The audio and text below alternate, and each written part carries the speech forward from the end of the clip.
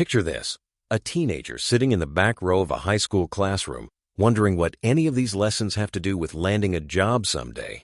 That sense of drifting, it's everywhere. The Student-to-Employment Civic Pipeline, or SECP, is trying to flip that script. But let me ask, why is this pipeline even necessary now? That image hits home for a lot of families.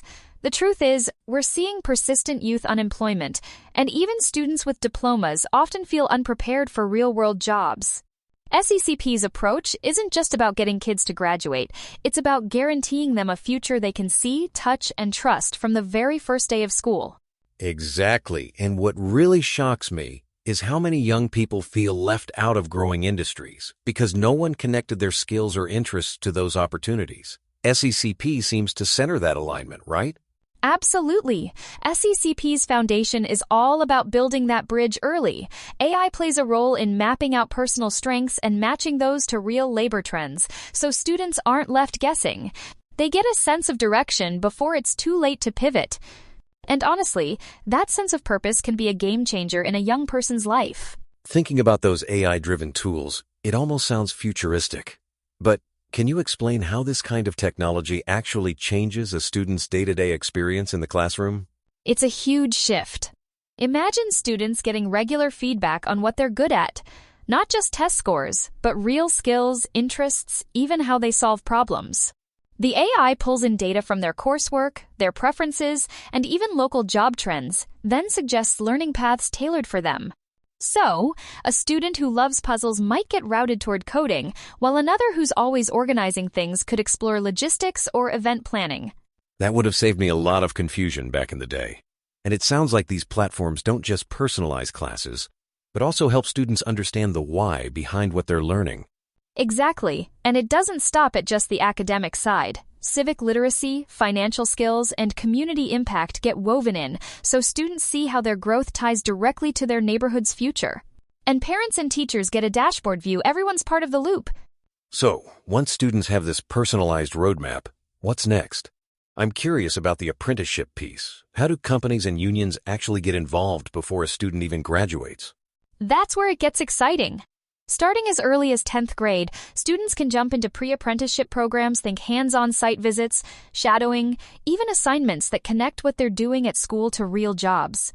Corporations and unions co-design these tracks, so they're not just a box to check, they're meaningful, paid experiences.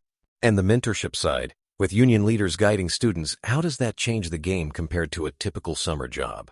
It's a total game changer.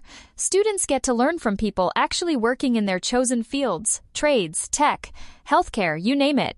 They earn stackable credentials, so by the time they finish high school or college, they're already certified for real jobs. Plus, these programs often include a civic project, so youth see their efforts making a visible difference in their communities. I love the idea of learning and giving back at the same time. That actually reminds me, we haven't talked about what happens after students complete their tracks. What's the guarantee for them then? So, after completing these apprenticeships, what's the system for making sure students land jobs in their own communities? This is where SECP really stands out. Corporations literally sign agreements with state governments to guarantee jobs for students who finish approved tracks. AI matches students to open positions based on their profile and local needs, and it's all tracked on public dashboards so communities can see the results. That level of transparency is rare. And then there's the piece about paychecks fueling community reinvestment. How does that work? Each paycheck, youth can opt in to have a small percentage go directly to family support or local projects, parks, libraries, you name it.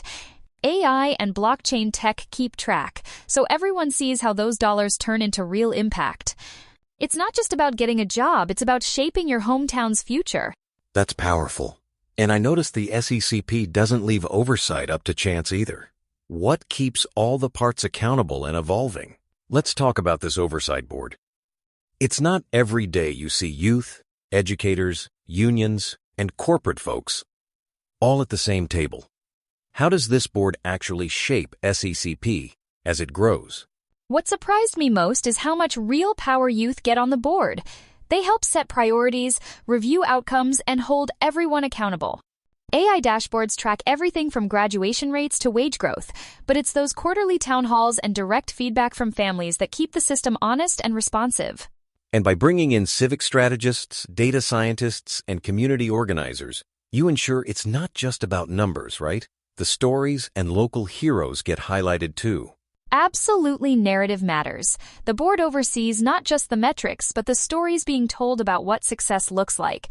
It's about making sure every voice is heard, every gain is visible, and the entire community gets to share the credit as SECP evolves. I have to say, hearing all these layers working together from AI in classrooms to youth on oversight boards makes this more than just a pipeline. It's a movement for what education and employment could be.